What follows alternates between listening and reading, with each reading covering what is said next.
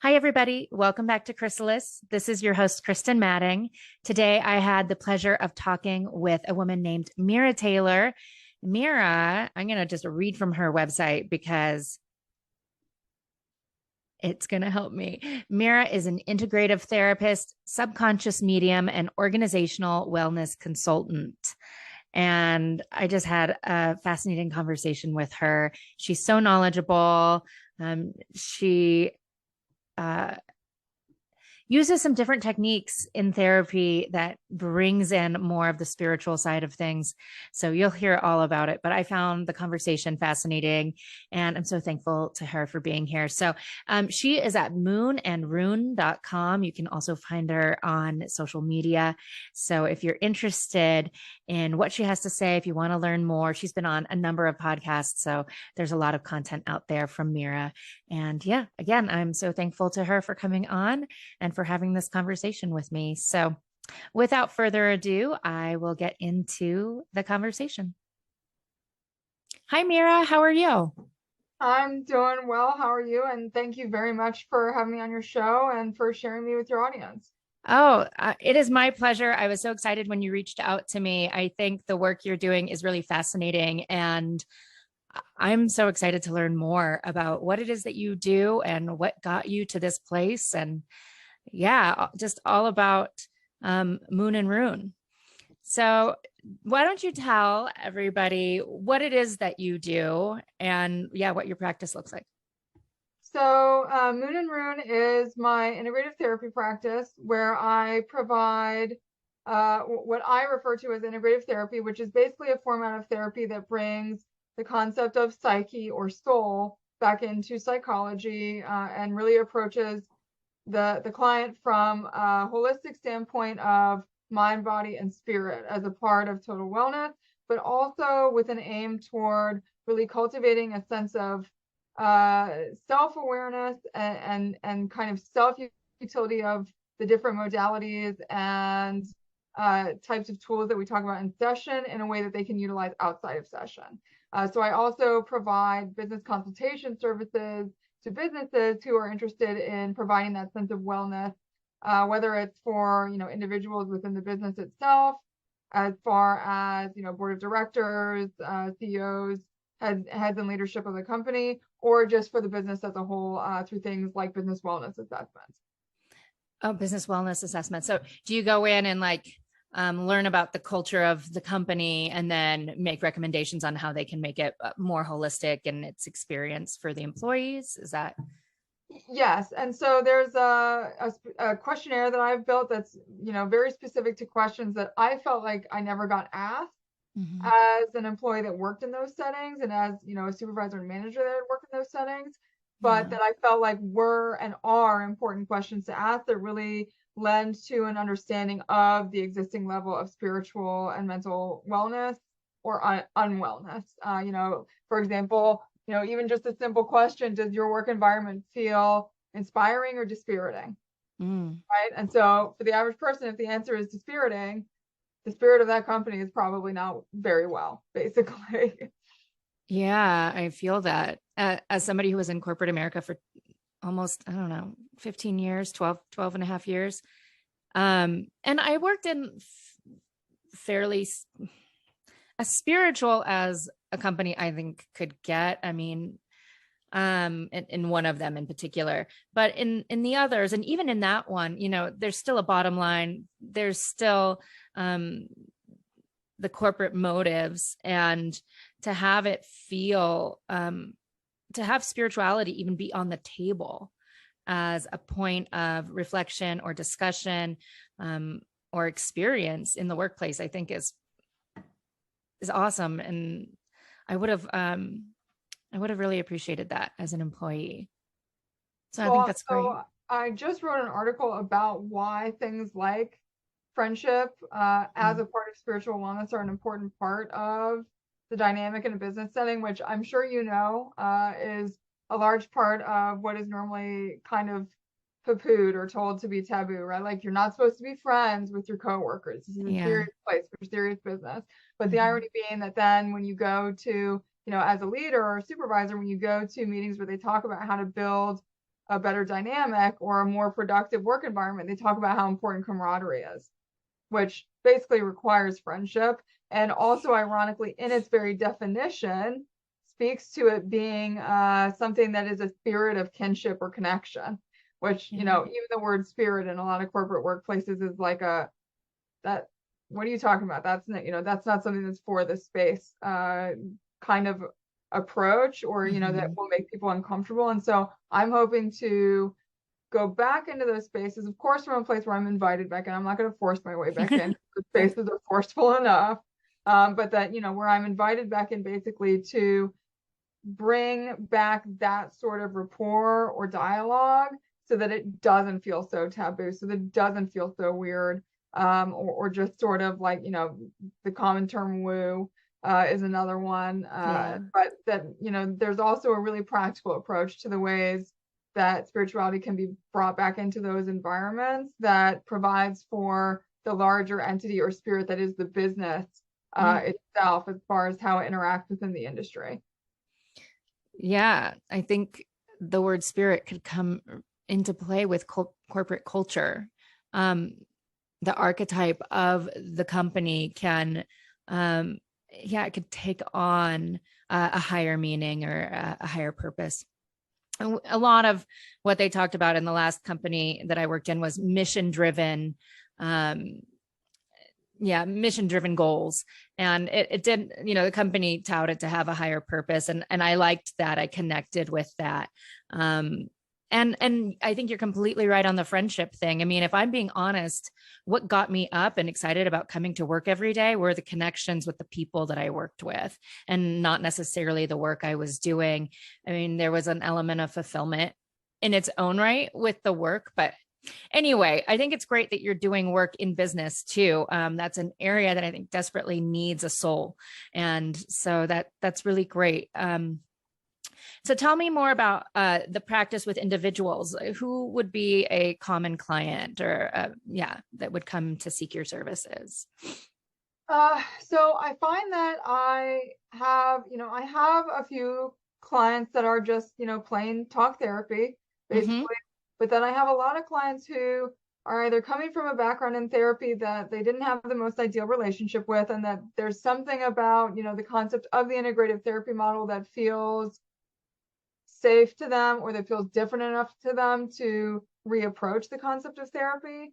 But I also have a lot of clients who are coming from purely talk therapy spaces with other therapists, where that Mm-hmm. was pretty much like the glass ceiling that they met with that therapy, where they, as a client, are ready to kind of work in deeper understandings of self, deeper understandings of spirituality, and kind of really do the work outside of session, and that they're looking for a therapist who is providing the right resources and sort of the right narrative or the right responses in session that get them to that deeper place with the therapeutic model, as opposed to just a space where, and that's wonderful, right? That's super important that people have a space that feels safe for them to be honest and vulnerable in, but that then there's that next step of, actually really doing the work that comes after that vulnerability and self-honesty that you get from just regular talk therapy.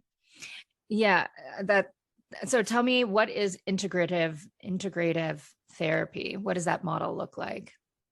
So the whole concept of integrative therapy is basically with the concept of, okay, how do we integrate the sense of spirituality Mm-hmm. back into yourself and back into your daily life in a way that provides a sustainable sense of wellness from that holistic model of mind, body, spirit wellness, So right? is that So like an action plan, essentially, where you give people tasks to do, or how do you what would an example of getting spirituality back into somebody's experience, what does that look like? So it can be as simple as, okay, you know what? The way you make your coffee in your morning, let's find ways to be more mindful about it. Okay. Taking the time to create a ritual where you don't look at your phone for the first 45 minutes in the morning. These are simple models of spirituality, Mm-hmm. of ritual in daily life that are outside of the realm of religiosity that people sort of autonomically define as Mm-hmm. spiritual practice in life. Making time for affirmations in the morning, setting your intentions in the morning. Again, these are simple things that people can do that they don't necessarily define as spiritual, but they absolutely are. Yeah, So totally. it's really about like, and there's no cut and dry action plan with integrative therapy. It's a totally personal and intuitive experience. A part of how I act with my clients is through subconscious mediumship, which is my connection to their subconscious of their psyche and the parts of themselves that maybe the ego is having a difficult time accepting, for Mm-hmm. example. So kind of alleviating, moving toward alleviating blindnesses that may exist because of the ego so that it can be truly integrated and accepted into the more wholly realized self.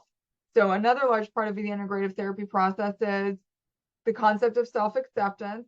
So there's a lot of work with shadow work as far as looking back at your life and accepting the moments that have happened in your life from a place that's more compassionate and Mm-hmm. accepting of the necessity of them, why they happened, why even we may have chosen for them to happen as a part of our soul progression, and what that means for us as self-actualizing beings who are no longer sort of mindlessly going through the motions of daily life, but actually have a self-defined aim and purpose for ourselves that feels like a higher purpose and calling to move toward on a daily basis. I love that. I loved the quote on your website, and I don't have it up. It was right on the Is it the front. one on the main page? Yeah. Yeah. So that is the curious paradox is when I accept myself exactly as I am, then I can finally Change. change. Yeah, love it. And so it's just a very true one, basically. Mhm. And that is from, you know It what? was I, Carl I should know. Rogers. Yeah, thank you. He's Yeah, he's a very predominant I pulled it psychologist. up. Um, but the reality is it's a truth that a lot of people don't want to deal with, right? Yeah. Like the thing that is usually the biggest ego blindness or ego blindnesses in our life are the behavior patterns that feel comfortable to us, that provide, convenient moments of what we perceive as enjoyment, but that if we're really honest and self-introspective and self-aware, they only give moments, right? Mhm. And sometimes outside of those moments provide for a lot of a sense of suffering or uncomfortability in the rest of our life.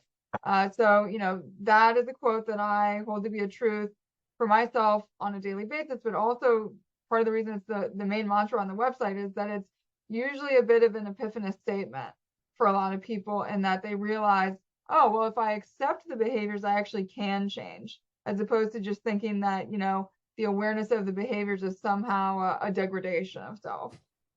Yeah, I find that to be very true as well, like on a macro level and on a micro level, like even in just processing an emotion, that the acceptance of that emotion is what then allows it to transform. But the denial or trying to keep certain feelings at bay makes them persist, right? What we resist persists. And so what we finally accept, let in, and feel can then be transmuted and transformed. So I really live by that idea. I think it's a beautiful idea. And I think it works on the macro too. Like you were talking about, like when you love yourself, when you accept yourself exactly as you are, then it opens up the doorways. It lets the lessons in, right? Sometimes we don't receive the lessons, the greater meaning behind our experiences until we accept that they are part of our experience, and allow that energy into our system. Beautiful. And okay, so back to the work you're doing with individuals. I really had I have experienced a bunch of talk therapy, and I really hit a plateau with talk therapy, and I sought out different alternative therapies, I'll call them, outside of talk therapy, and I really made big strides with them. I didn't see an integrative therapist, but I think that really can happen for people who talk therapy is maybe not a perfect fit for whatever reason. I did a lot of my own introspection and self-analysis on my own. And so maybe I got to a place where a therapist wasn't so helpful, or I also have gripes with therapy. Like, I would love to ask your opinion on this, but I see therapy, traditional therapy, as very it feels gatekeepy to me. Like, I'm talking to this person and they're taking notes and they know what's going on with me, but they're not willing to tell me what they think. And so for me, in that way, therapy doesn't feel safe and doesn't feel open. And also, I don't feel like I'm getting the support or the help that that I feel like I should be getting from therapy, unless I just have an incorrect or like distorted viewpoint or expectation of what therapy can achieve. So how is what you do different from that? And how would somebody like me benefit from the work you do? So you and I felt the same way about the therapist sitting there doing this. Mm-hmm. Uh-huh. Yeah. Oh. Mm-hmm. Which was basically, I spent the whole time going, oh, what did I do now? Uh-huh. What's wrong with me now? Right. Uh-huh. But never getting what was on this piece of paper. So Mm-hmm. I actually thought about this a lot when I started Moon and Rune. And I asked myself, which is it's a set of the same questions that I ask a lot of my clients in the initial consult, which is, okay, what did I like about therapy and what worked? And what did I not like about therapy and what didn't work? What didn't feel safe? What didn't make me feel like I could like be open and honest? So Yeah. that was a huge one, right? Because basically I sat there the whole time going like, wow, so I'm just paying you to judge me. I do How it that to feels myself. Yeah, like, often. well, you know what? I do that to myself in the mirror all the time. So I don't need to pay someone for that. Right. But, as I started my practice, that was one of the main reasons as I take notes, I actually share notes from every session with my clients. That's And they're great. the same notes that I have. So I make a huge effort to be, kind of solution minded in the notes. But also, I feel that it's important for my clients to have access to those as a part of their ability to truly take those next deeper steps with the self work, because they have them as a resource during the week between sessions. It's not that thing where basically once you're out of the session, out of sight, out of mind, which happened for me all the time. Mm, It's like, great, I would put those things into practice for maybe like a day or two, yeah. but then kind of like fall back into the old behavior pattern that wasn't working so well, and then have the same thing to talk about, the next time. So I share notes with every client, and I think that, a lot of my clients have spoken to what a difference that makes for them, not just on the week to week basis, but on the annual basis. So, because of that, I've had clients who've been able to see cycles of behaviors at that bigger, longer term level, where they're seeing like, wow, this is the same basic relationship dynamic or same behavior pattern or same kind of experience, like maybe in a slightly different way, but at a root level, the same thing happening again, okay, a year later, or in the same season, or whatever it may be. And so I find that they're very helpful in that regard, because it really opens the mind up to that more macro view of the human life and the human experience. But I also take the time after each session usually to go and find resources for my clients that they can access outside of session. If there is a YouTube video that I can share from someone like Brene Brown, who speaks to vulnerability, and that was the same thing that we really touched on in session. Those are things that I share in set, like as a part of the notes from the session work, to provide the client with things outside of the session to keep that sensibility alive, to keep working on those things, and to keep sort of the understanding of what they're wanting to move toward with the therapy work as the self-care regimen or ritual that they have available to them for the week or the 2 weeks or whatever it is that's between session. Interesting. I think that's great. How do you, or do you at all, work with like a diagnosis if somebody comes to you who's been diagnosed with like bipolar or depression or ADHD? Do you have different methods that you use for different diagnoses, or do you just, what's your method with that? So, I am not a huge fan of the diagnostic model in therapy in general. One, because it becomes something that is kind of a band-aid effect for a lot of people, and also just continues to play into a victim mindset that isn't necessarily healthy. and something that most people are wanting to move away from. So I do not diagnose by any means. I truly believe in the sentiment of what I refer to as neurodiversity, and that we live in a world that is a little bit too concerned with trying to make everyone fit, like, the square peg round hole effect. Well, not everyone fits the same model, whether it be work environments, school environments, communal environments, faith or religious environments, right? So it really is a model that provides for a sentiment of, okay, let's say someone comes to me with the idea that they have ADHD. And basically, it's not really that they have a focus problem. It's that they are not being given the tools or resources that actually work best for the way their brain works, for that neurodivergent or neurodiverse mindset that doesn't apply the same concept of the experience for time, for example. So most people who are just described as or diagnosed as ADHD are people who live and experience a very different, very non-linear version of time than the existing model that most of society has sort of built itself around. And so they don't fit well into the framework of a lot of corporate spaces, for example. But in that case, I try to, that's an example where there are, 3 or 4 resource material videos that I have on hand that I usually send to that client that help them understand that there are benefits to the way that their mind works. Because what happens normally when you're diagnosed with something is you go, there's something wrong with me. Mm-hmm. The belief system is automatically ingrained at a subconscious level that I'm disordered and there's something wrong with me because of the way I think. Mm-hmm. Well, the reality is that if you believe that something's wrong with you in the way that you think, the way that you think is going to bring and create a reflection in your reality that affirms that to you. So I try to share resources that very specifically speak to that is a way of thinking that, yes, is different, but doesn't necessarily mean that it's not functional or that there's something wrong with it in the workplace setting. The other thing that I really focus on with that kind of client especially is, basically the mindset they have around how they approach organization, or how they approach, the way that they manage their schedule. Because the reality is that for those people, they're using systems that don't work for a nonlinear mindset. So it becomes a lot about, taking a diagnosis that's been given and assessing whether or not, the person has integrated a belief that makes them, unwell in a way that is not serving them.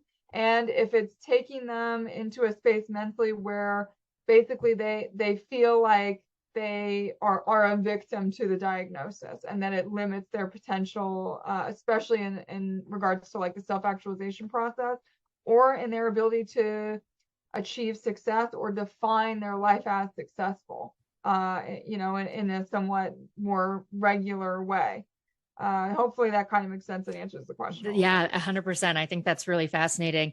And I was wondering where you fell on the diagnosis, no diagnosis spectrum, because I've had therapists who have been really into the diagnosis and then not so much. And so I think it's interesting.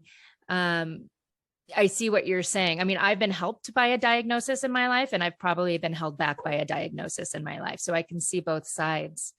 That's interesting. And I think it's nice because it does, there is still a stigma with a lot of diagnoses out there, unconscious or conscious or subconscious. So I think that's great to treat the individual as essentially unbroken. And that will hopefully allow them a level of acceptance of who they are, and not just be put upon by some label. So that's awesome. And then how would you know if a client is quote unquote healed or able to function without your help? Well, that's completely up to the client. Basically. Okay. I don't look at any of my clients as being broken, Mm-hmm. or unwhole as they are. A large part of the healing is getting them to a space of awareness where they are accepting their wholeness as they are. They're accepting that everything that's happened this far in their life has been a divine and intentional experience, and that there's no part of them or the life process that they've had this far that needs to be rejected, basically. You know, a large part of it is also about building the internal awareness of the true voice for each client so that, you know, they really know what it feels like when they are being themselves. One of the simple truths I share with a lot of my clients, especially when they talk about, you know, thought patterns that feel intrusive to them or quite literally described as, I just didn't feel like myself today. Okay, then you weren't, right? The reality is that this is a receiver and a projector as an organic system in our body, the brain, right? It's a receptacle for mind or consciousness. But most people grow up with the idea that if it happens in here, it must be mine. It must be me. That could not be further from the truth, right? If you have thought patterns or, you know, imaginal experiences in your mind during the day that feel harmful or that feel separate from you or that make you feel like not yourself, those are things that we can work toward doing away with, basically. There's a really lovely Michelangelo quote that basically talks about, you know, him seeing the angel in the marble and chipping away at it.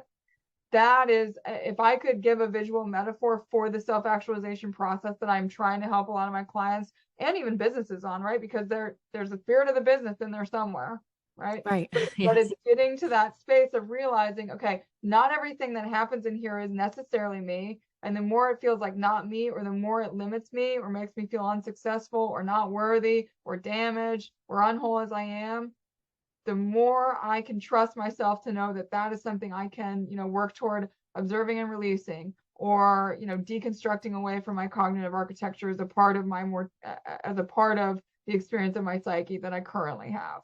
Mm-hmm. Yeah, definitely in terms of conditioning, I think is for me something that has been something I've chipped away at to realize what is mine or what I want to be mine and what was told to me and that I believe no longer serves me or I just doesn't feel aligned with who I believe I am. Yeah, I see Well, that. you know, there's something to be said for that process being evolutionary as well, right? The things you thought that are part of you now in this present moment, a year from now, may be parts of the marble that you chip away at again, right? So it's also about getting people to a place where they have a more open definition of identity for themselves. I believe very strongly in the mantra, I am that I am, as kind of the guiding principle or identity definition that I have given to my ego, so that I do not feel so limited into a singular construct, or that my worth is defined into a singular construct of ego that makes it difficult for me to evolve. That being said, I used to live in one that was, one, super unhealthy, right? And two, like I had very oddly defined all of my sense of self-worth to others around like the way that I dressed, the music that I listened to, the concerts I was willing to go to, the people I was willing to be friends with, you know, the celebrities that I was willing to say that I like or don't like, right? Basically based around the idea of, okay, does it fit this identity that I think is my worth? And really realizing how absolutely unhealthy and totally limiting to the truly like honest and authentic self that resided inside of me that was. So, you know, corporate America doesn't help that one at all either, No. right? Because that's the other thing that happens too, is that a lot of times when you assign that much worth to an ego identity, there's like an ego identity for friends, there's an ego identity for family, there's an ego identity for not even just work, but particular groups of people at work, right? Like there's a different mask that you put on for each of those people, but it's in a very unconscious and limiting feeling way. Whereas, you know, the self-actualization model makes room for the adaptive space of the spirit and for the concept of like kind of the essence of shape shifting in the moment, being, you know, being adaptable to the moment, but that not necessarily being something where you feel forced or obligated as an ego identity, you know, from this place of like fearing the judgment of others and how that might harm your worth if you don't act a certain way in those models. Yeah, I think we can all relate to having had done that or still do that on occasion in our lives and in different situations or scenarios. So are you saying that you believe that there is no true core identity that I'm ever going to get to, that it's always going to morph and evolve? Or do you think that there's enough chipping away that I'll finally be able to like be like, oh, there I am and there she be, and I can like rest? Or is it, yeah, what are your Um, thoughts? well, so that has a lot to do with the belief system of like, wow, this is the song that never ends versus like, oh wow, this is the song that never ends. This is awesome. So, that's something I would approach with clients. The incomprehensible nature of God is our own true incomprehensible nature as divine beings, as divine essence ourselves. So is God ever going to stop evolving? I don't know. Well, right, right. So it's the same answer is true for you, Mhm. but that becomes a space of awareness for letting yourself make that decision for the individual too, Mhm. right? Like for me, I love the process of evolution. That feels like joy to me. That feels like wonder. It doesn't feel like suffering. It doesn't feel like work. It doesn't feel like a nuisance to Mhm. me. But for some people, that does. And so that would be the space in therapy where we would basically approach, okay, what is it in your expression or your reality or the environments and relationships that you're in a day, like on a daily basis, that is making that feel that way or allowing that to feel that way? And sometimes it's an exterior thing, but most of the time it's an interior thing where basically if the person has created a construct of, sort of being victim to reality, or that reality is something that is a space for suffering, Mhm. that is oftentimes what they will find in the reflection, basically, in the creative process. So, if it feels like you need to pause, right? Like I'm at a point right now where even though I'm constantly evolving, I'm pretty happy with the ego construct that is like the the person that I am in my daily life and work as a therapist. Now, that being said, part of the reason I chose to call myself an integrative therapist is that I'm not secularized to one particular form of therapy. I could change the way that I'm doing therapy tomorrow if I really wanted to. I probably won't plan on it, but that, even the concept of continuing education as a therapist is something that makes space for, okay, we're constantly changing and evolving, and that's like really the point of the process of life. If we were intended to be not evolving, we would basically just be, and we would, basically be antimatter, for lack of a better term, from like a concept of physics. That Mhm. would be the one space of awareness that from a more human perspective we understand as unbeing, right? Mhm. But to be is to evolve, is to grow, is to learn. Even in moments of stillness, we're never really still, right? Because at a molecular level, protons, neutrons, electrons, everything's always moving. So Mhm. it's basically about, for you, especially if it's something where you feel like you want that pause in your life, where you want to feel, rooted in something, that is also kind of the way it can be approached too, is okay, am I growing my roots more deeply right now, or am I growing my branches right now? And so that can be an important aspect of sort of like the metaphor and allegory that I use in session with folks to help them understand, like, oh, well, maybe just because the outer part of me isn't growing doesn't mean that I'm not like growing deeper roots for myself, basically. Yeah, I relate to that. I mean, I definitely feel similarly to you in that I want to continue evolving. The image where I've completely stopped evolving and I've reached some sort of pinnacle or plateau is unappealing to me.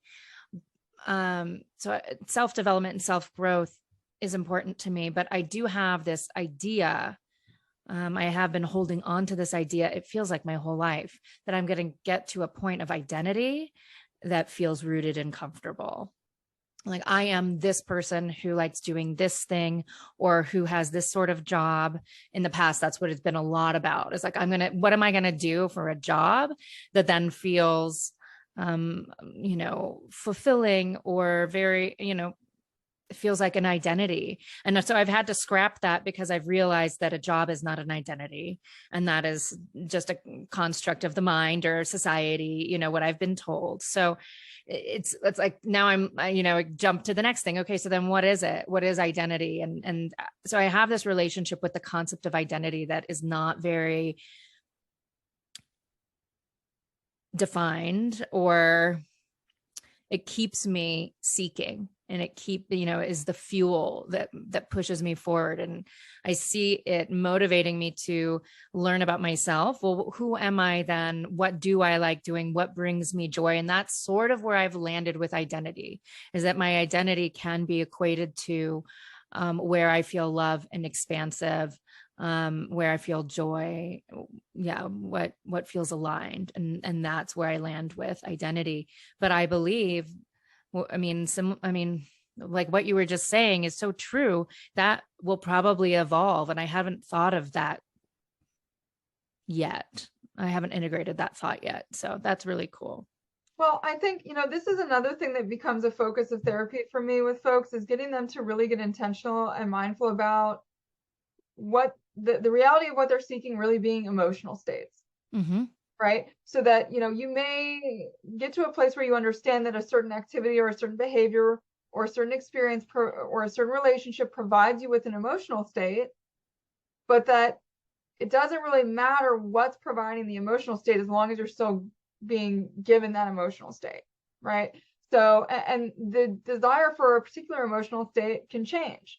Getting up every morning and thinking about that as an intention on a daily basis is actually a really simple format of spirituality that people can start creating ritual around, that helps define a more enjoyable day for them, right? Because you may get up tomorrow and go, you know what? I want to experience an emotional state or sense of wonder today. I want to feel a sense of adventure today, right? And then the next day you may wake up and go, you know what? I want to feel a sense of like peace and neutral today.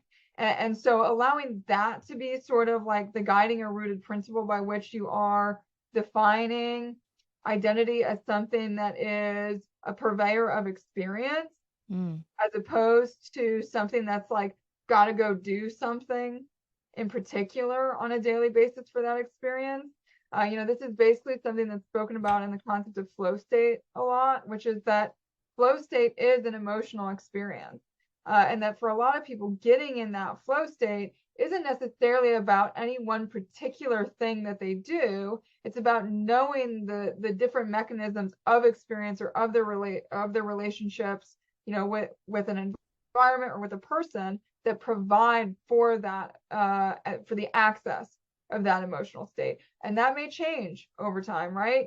Just as how if I'm drinking coffee every day, I don't necessarily get the same effect from it over time. The same can be said for the things that provide a flow state for us, and so providing a diversity of experience and an awareness for the diversity of experience that provides those emotional states becomes super important too. So it doesn't feel like, you're just cog on the wheel, basically. Yeah.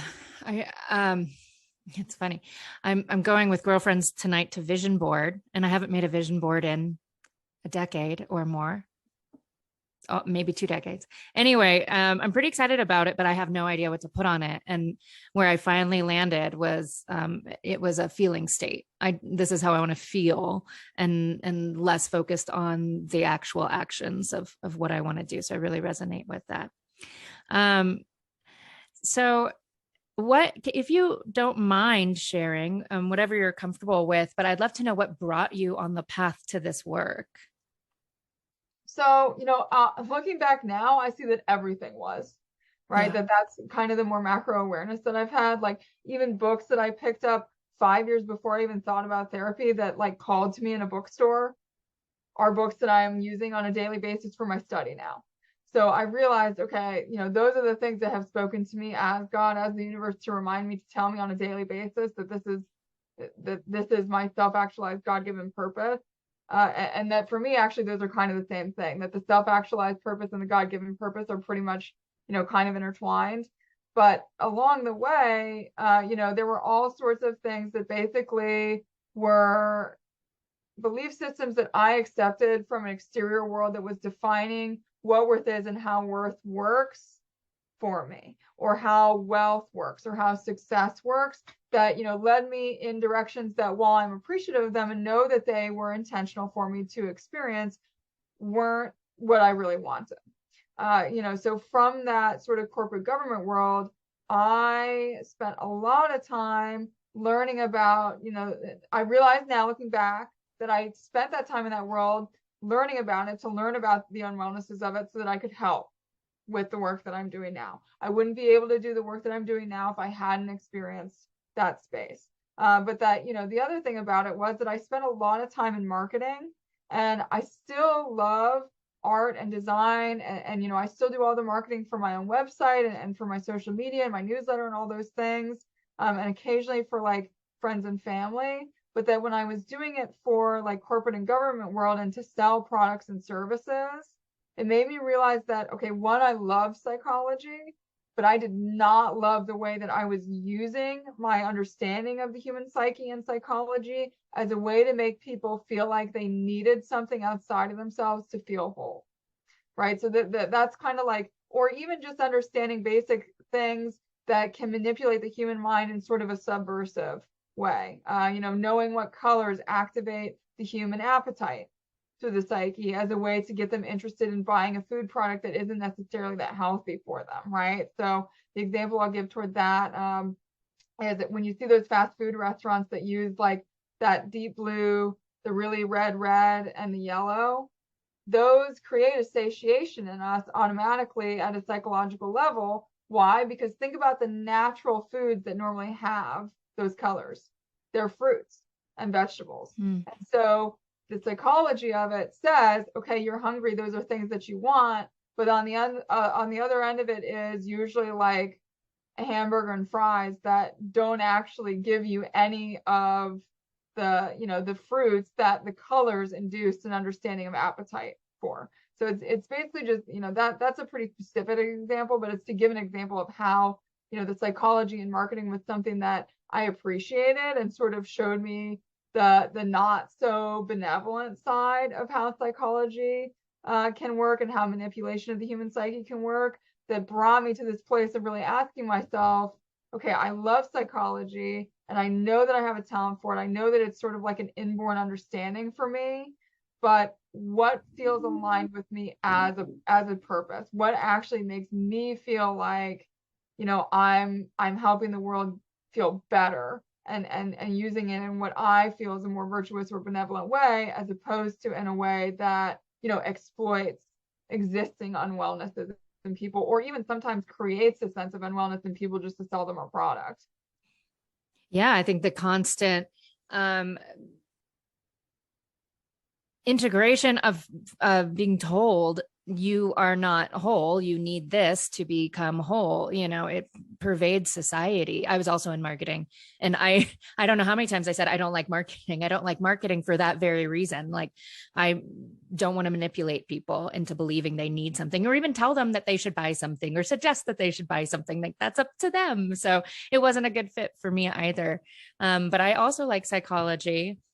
I'm not trained in psychology like you are, aside from all the books I've read, but I think, yeah, moving into something that feels like a better use of your natural talents, or, more aligned use of your natural talents is good. And so have you had, on this podcast, we talk a lot about awakening. Have you had an awakening experience? I would say that we are constantly finding new awakenings, even within what many people would consciously define as awakening. But I did have a pretty like,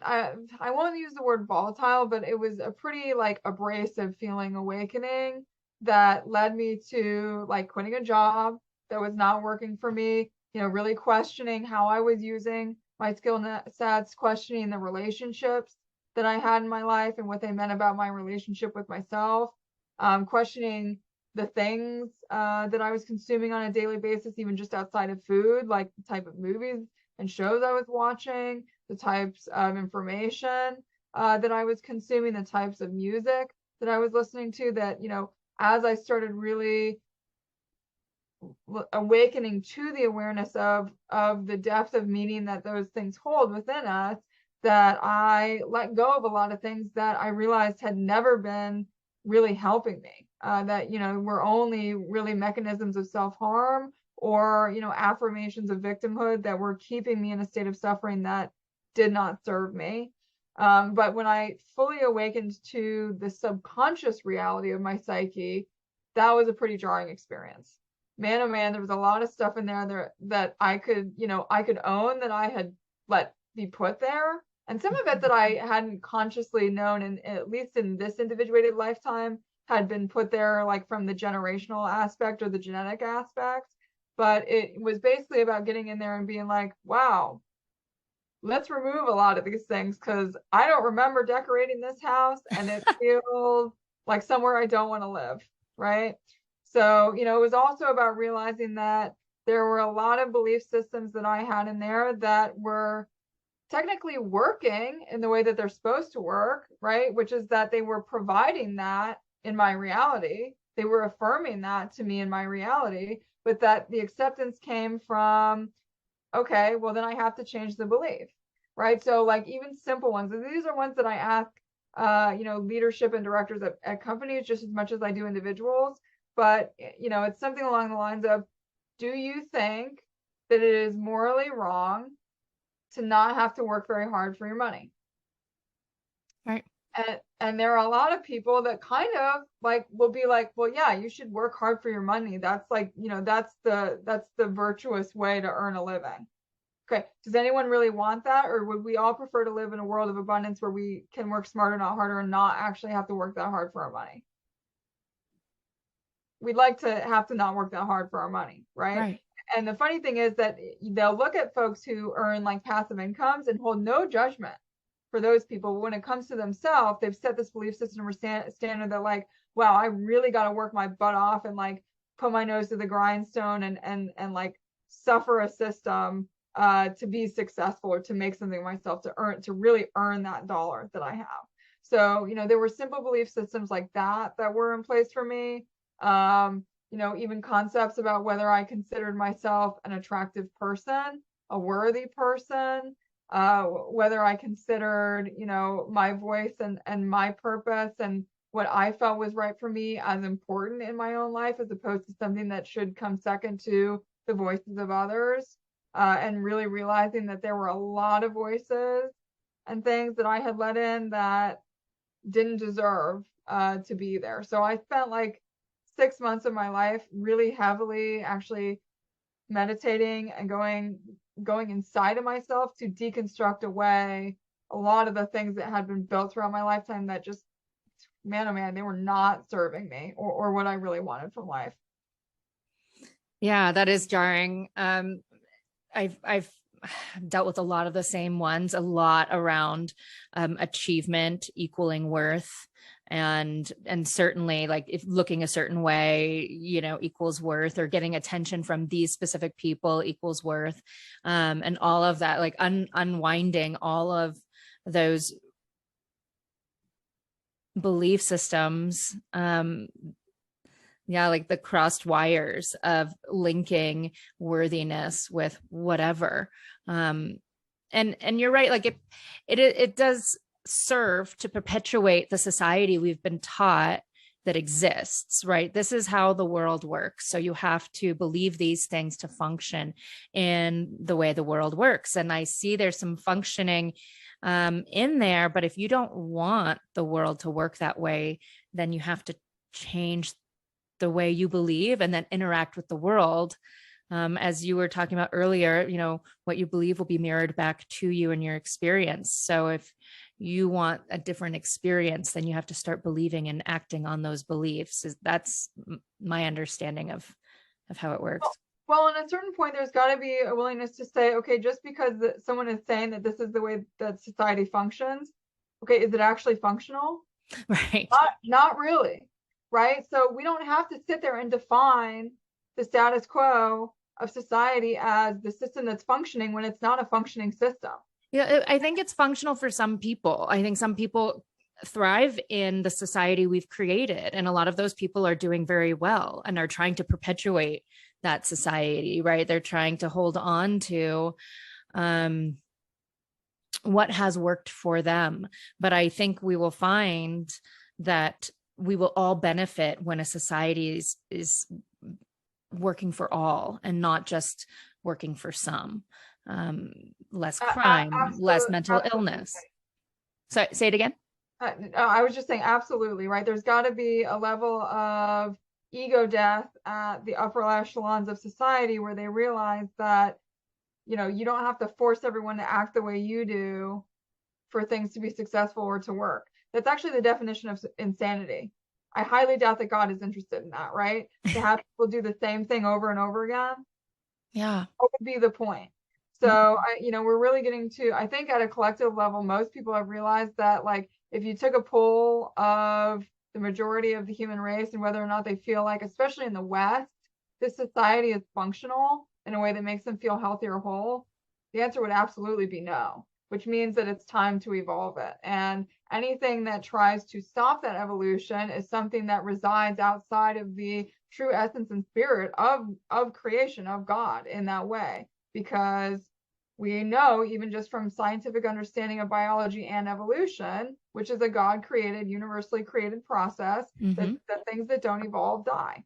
Mm-hmm. So, if there are things, return to source. We'll be nicer about it, right? But and that's the truth of it, right? I think there Yeah. are a lot of people that hear that and even go like, "Oh, I would be punished for not evolving." No, you would just go back to Yeah. And we're talking about the physical world, which is expand. different, or part of the larger macrocosm of the universe and energetics, right? But the physical world, there is a dying, a return to source of matter, a shifting of matter. Well, and my awakening was a death. Mm-hmm. Sure. I have probably had, well, looking back, most people can do this. If you accept what an ego death is, Mm-hmm. most people have had at least 2 ego deaths in their life. Usually one around adolescence, when they go into high school, usually one when they get into college, and then usually one when they get into the corporate sphere or the business sphere, or whatever it is that they do for a living. And then there's usually one, later in life that many people lovingly refer to as the midlife crisis, Mm-hmm. right? So, which is kind of a reemergence of one of the egos that you let die earlier in life that you're trying to like reintegrate and accept, but that's okay.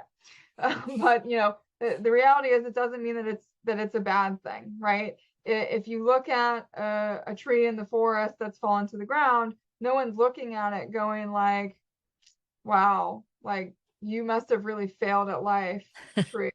Right. There's a realization that tree has had an experience, and that information, that knowledge, and that wisdom will be retained, and then at some point that matter and spirit will reemerge with that newer knowledge.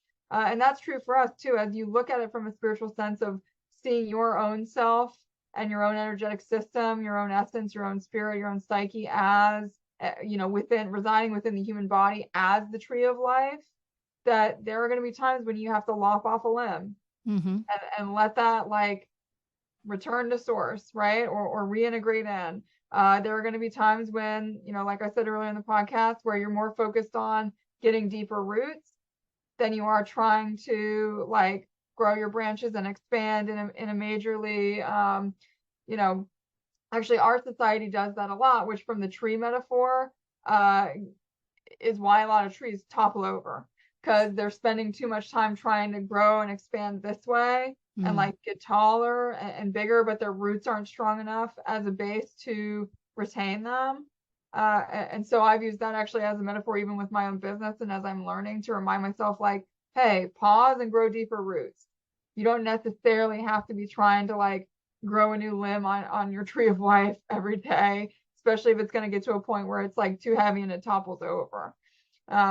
But that's something that I think as a society we're working on too, and the last 3 years especially have helped a lot with, is just like slowing down and getting people back into a more natural pace or rhythm of life that feels sustainable for them, instead of the one where basically you run yourself ragged until you're burnt out, and then you take 5 days off of work, or say that you're sick and stay home and play video games for a week or whatever it is that a lot of people do.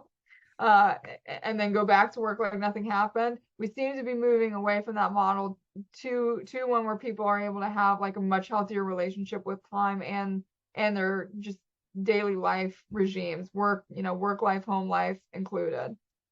Yeah, I think with each generation, we're seeing a shift more into a balanced lifestyle. And I think that's overall going to benefit everyone and the earth included. I have a question for you. So, this is something I wonder about in my own spiritual journey. I'm sorry, can you hear that banging? Oh, no, you're fine. Okay, good. Just like, I don't know if I should. Okay, we'll just leave it. So as I've gotten to this stage in my spiritual journey, this evolutionary process of understanding what has, or starting to understand what's conditioning versus what I want to let go of. And then I had this major awakening experience in 2019. And yeah, it was like very somatic, lots of energy, felt like just pouring through my body for a few months. And it shifted a lot for me. I came out of that with a lot of different perspectives on the world and how the world works and the nature of reality. And then I've gotten to this point where I've shifted, I don't want to say backward, but I've come back down from that bliss state. And I'm trying to integrate a lot of the things that I learned during that time into my experience. For example, during that time, I really couldn't be emotionally triggered in the same ways that I had been before. And now I'm back into a space where I can be pretty easily triggered, and trying to remember the things that I realized when I could not be triggered, how little it mattered, or, I just had a broader perspective on, what mattered and what I wanted to give my attention to, what was aligned. Okay. Anyway, now I'm in this space years later, 4 years later from that time. That's crazy. And there's been a huge calling to slow down, stop ingesting spiritual information. Like, it feels very, very out of alignment. For me to watch any sort of spiritual guru. And so I don't know what that is. I don't know if you've had any experience like that, but essentially I feel a little bit left to my own devices to figure out what I want to believe, what I want to attend to. And the calling right now is not to allow other spiritual teachers to influence that. I don't know if that's exactly what's going on. That's kind of how it feels. And then the second question is about discernment and knowing how, like, your process of discernment now that you've had some experiences, like what you allow into your belief system at this point in your experience. Like, how do you know what to believe anymore? So, I really trust. I've really worked hard to build a relationship of trust within myself, as far as what feels like it's making my life and my world and my reality a better place, and trusting that it's that simple.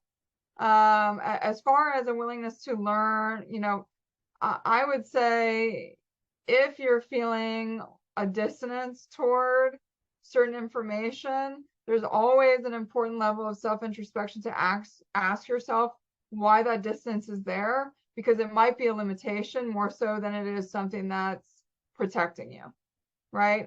So I actually went through a period of time where I felt something similar, and I basically asked myself, well, there's nothing to fear but fear itself, and if I fear the knowledge of others or the wisdom of others, that there's something to be said for the level of self-control I need to continue to be able to cultivate within myself, to be able to kind of like, okay, thank you, next.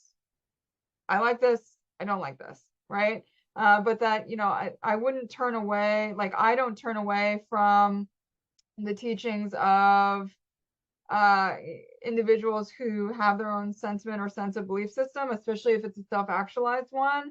I'm careful of beings that are, like, let's say, preachy, right? Because that's not changing the world in a beneficial way at all. It's basically people who have self-actualized and are doing the same thing that was done before, which is that, well, this worked for me as a spiritual process, so I'm telling you this is the way that the spiritual process works.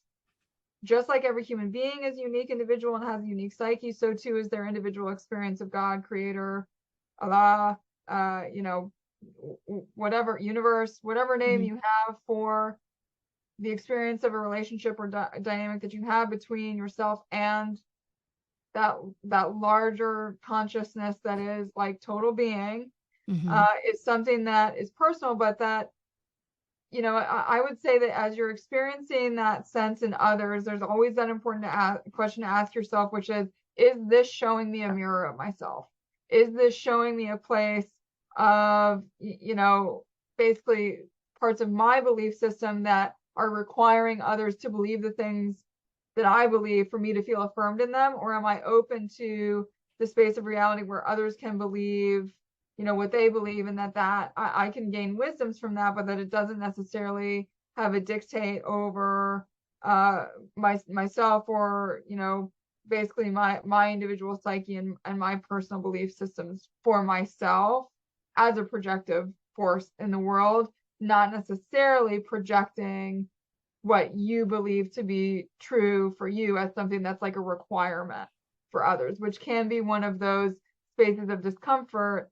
Admittedly, as I work in this field, there are loads of people who are using some of the models of psychology from the marketing world that I didn't love so much in the sphere of the self-help world, right? Which is basically selling people that they're unwhole as they are, and you need my service to get to a place of wholeness. And so I would say if those are the gurus, right, that are like feeling uncomfortable, that's a fair one. But that if it's like from a place of belief system structure, like I'm taking a religious literacy course right now that's really helping me understand the internal diversity of faith, even within people who follow more prescriptive faith, but also really helping keeping my eyes open to what's referred to in that construct as situated knowledge, which is having an openness to the perspective that shaped the knowledge that's being shared without having a bias or like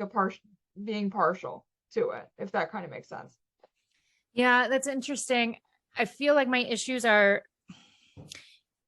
it's not so much about the content. I mean, certainly I have a well-seasoned, well-practiced discernment lens where if something does similar to what you're saying about the marketing and the gurus, like I there's certain things I just won't let into my environment because of self-preservation, or just the alignment feels wrong and I don't need it. So that's easy to swipe right or left. I don't know. I've never done a dating. Yeah, I don't either. I just know the metaphor works. Yeah. We'll just swipe whichever way is the no. And then so the hesitancy is not so much about content anymore. It's not like, oh, this content doesn't ring true. I mean, certainly that happens, but that's not my problem. The problem is, and it's not a problem necessarily. I'm just curious about it. It is the, like, I feel full. Well, okay, I would say there's two things. One is that I feel full of information, like too much information, and almost like a masculine feminine thing. They're like, you're seeking too much. These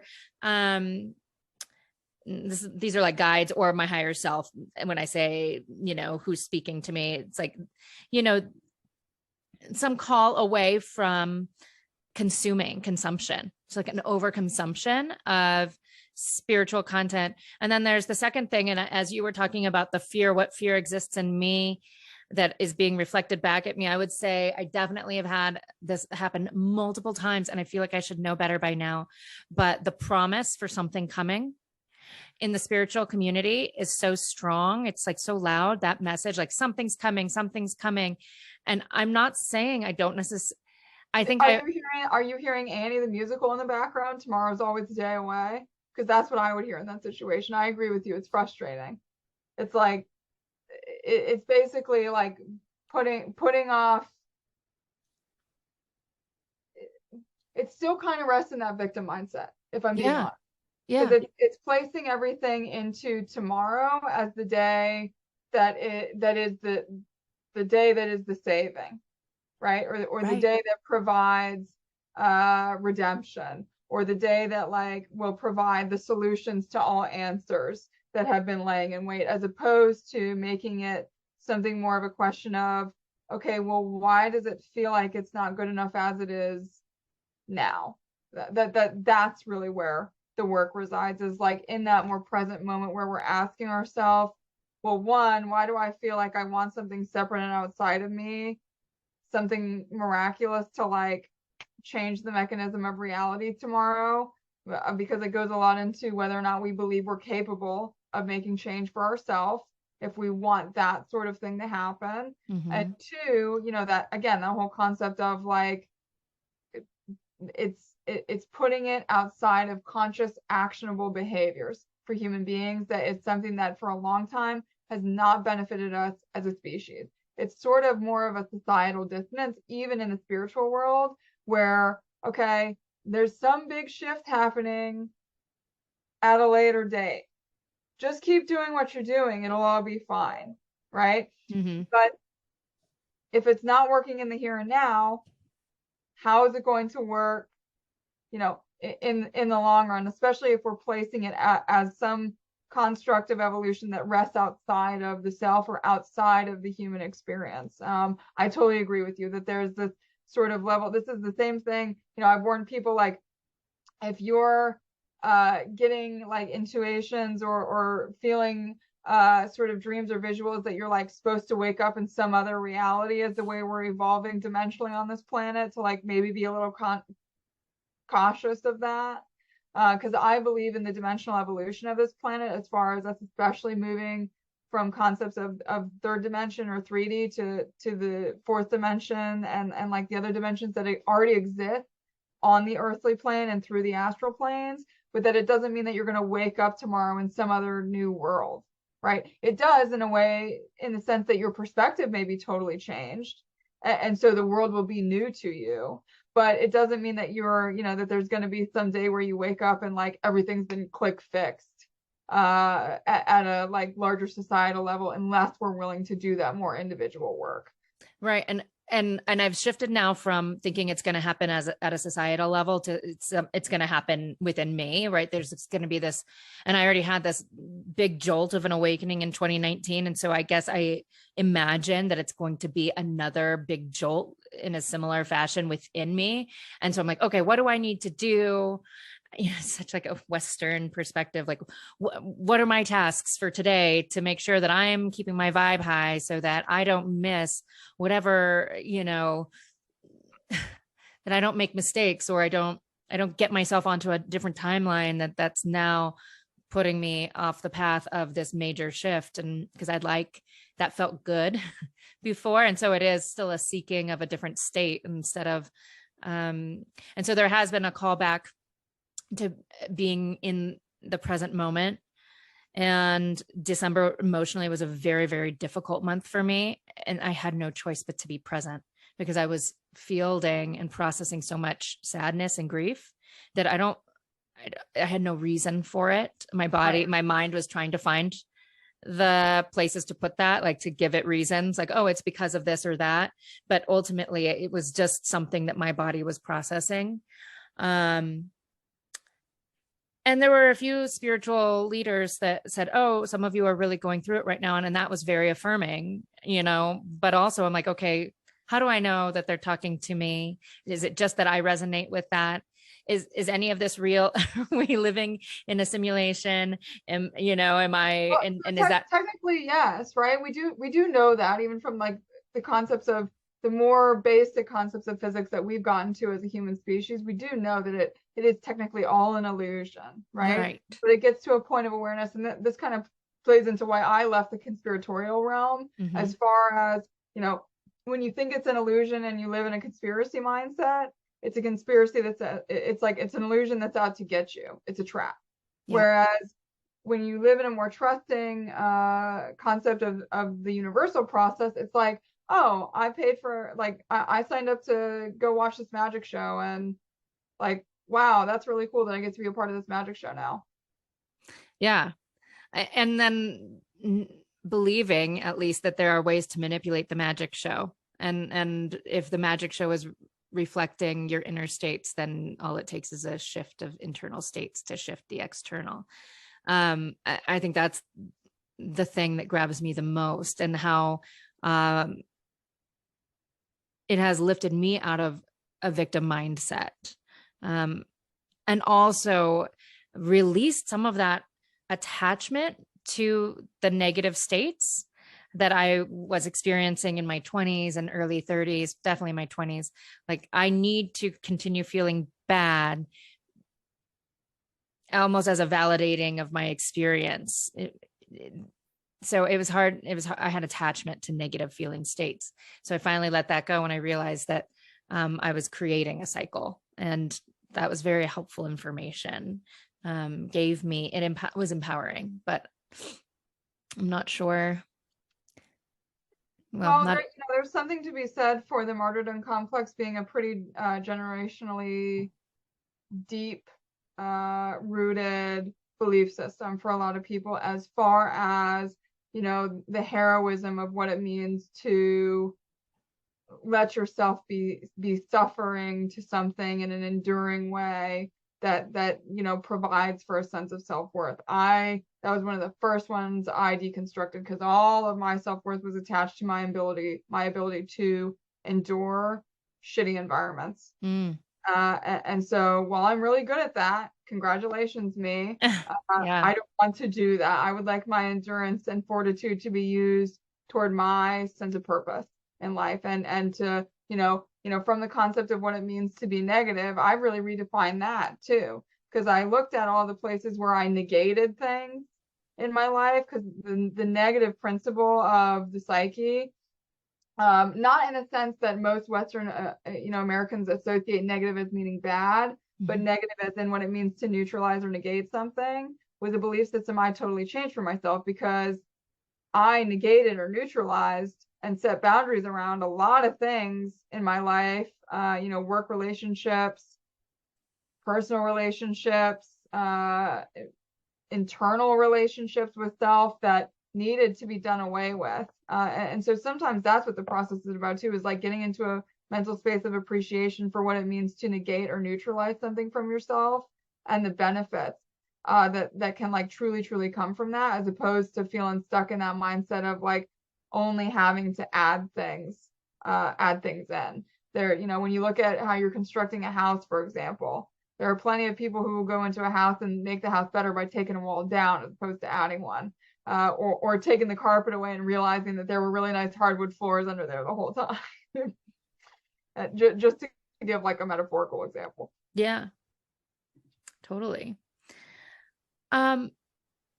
So what's next for you? Where are you going with your practice?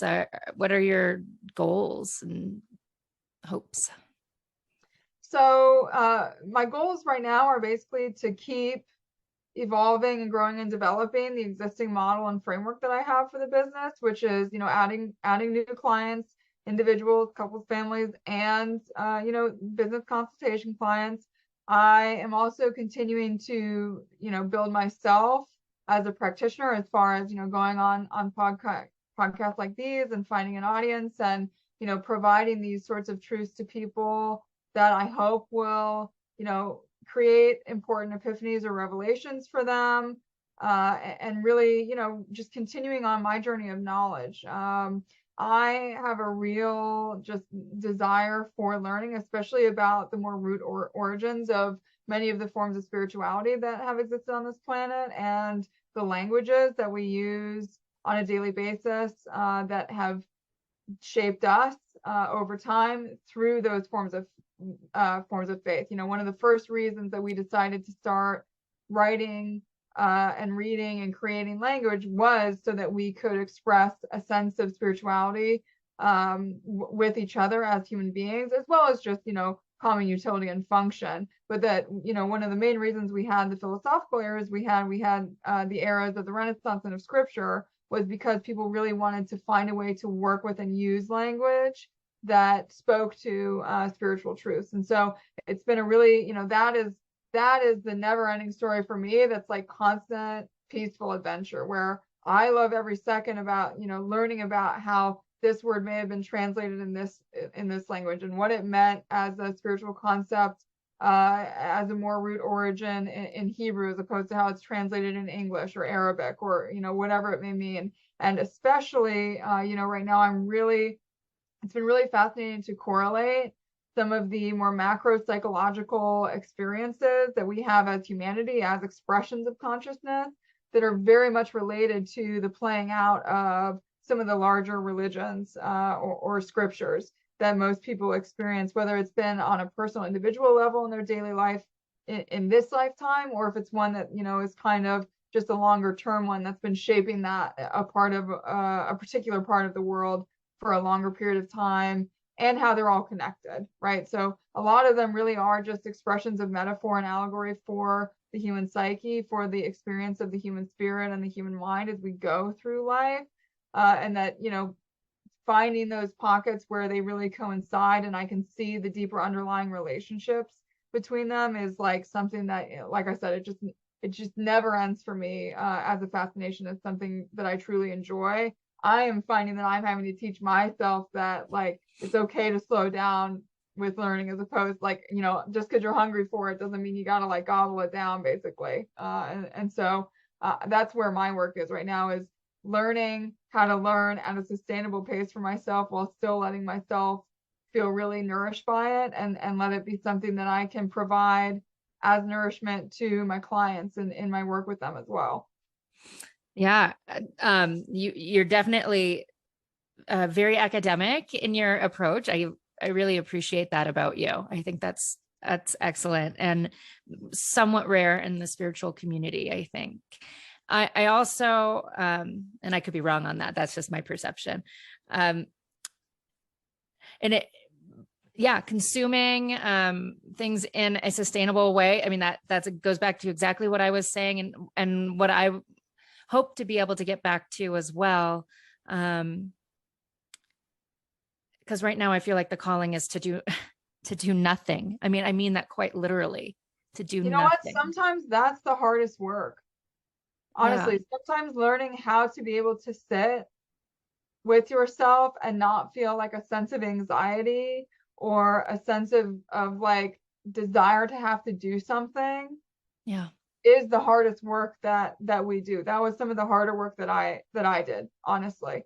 Being able to listen to your body and your mind when it's telling you to get still and meditate for 5 hours instead of go do something, and like being okay with it, it is, something that I think in our Western world especially is the most difficult work, right? Because you could go to a retreat at a Buddhist temple somewhere, and that's what they're telling you to do. And so you're like, okay, I'm okay with this now. But in the daily life of the Western world, where we're told to like be constantly producing, it's a little bit hard. It's much harder to listen to that inner voice in those moments than it is when you're in environments that are actually telling you it is the right work to do. So I would say just trust yourself. If your body's telling you to quiet the exterior world and get more rooted in your sense of self, that's the work to do. And it's not necessarily to say that it's not harder than going out and doing workout in reality. It's extremely difficult, especially because I have two young children who rely on me for things. So yeah, I mean, last night, for example, I went from, swim class to making dinner to picking up.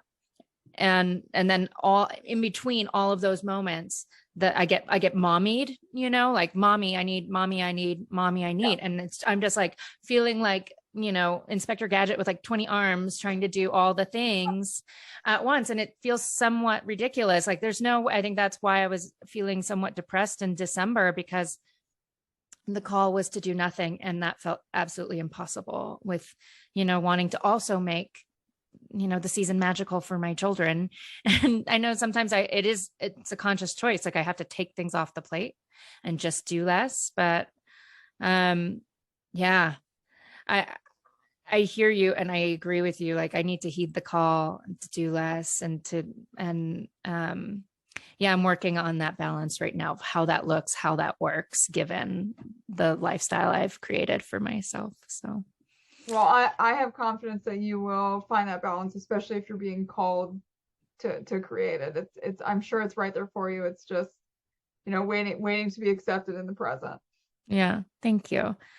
Mira, thank you so much for coming on my podcast today. I really love the conversation and appreciated your time and your insight. And hopefully, you don't feel like I exploited your therapeutic skills with my questions, but I appreciate your Absolutely insight. not. I Okay. am very trusting of the mutualism that occurs from every podcast that I do. So, and the reality is that if it helps make the world a healthier place, awesome, right? Like, there's nothing wrong with that by any means. So I'm very grateful for the opportunity to have had the discussion with you, to be able to be open and honest and vulnerable about my own journey, and your openness and vulnerability about your journey. And I'm excited to be shared with your audience, and very excited to see the trajectory of your show as well. Thank you. Yeah. Well, I think it's always a pleasure for me to meet other people in the community. So thank you so much for reaching out. And yeah, hopefully you can come back on. We can chat more about the ways of the world, nature of reality, and all of that good stuff. Sounds wonderful. I would be happy to. Awesome. All right. Take care. Thanks for listening today. I hope you enjoyed the episode. If you are interested in more Chrysalis content, you can find us on YouTube, Apple Podcasts, and Spotify. Also, I'd love to hear from you. Please reach out to me on Instagram, TikTok, or Facebook at Chrysalis Podcast. Thanks again, and see you next time.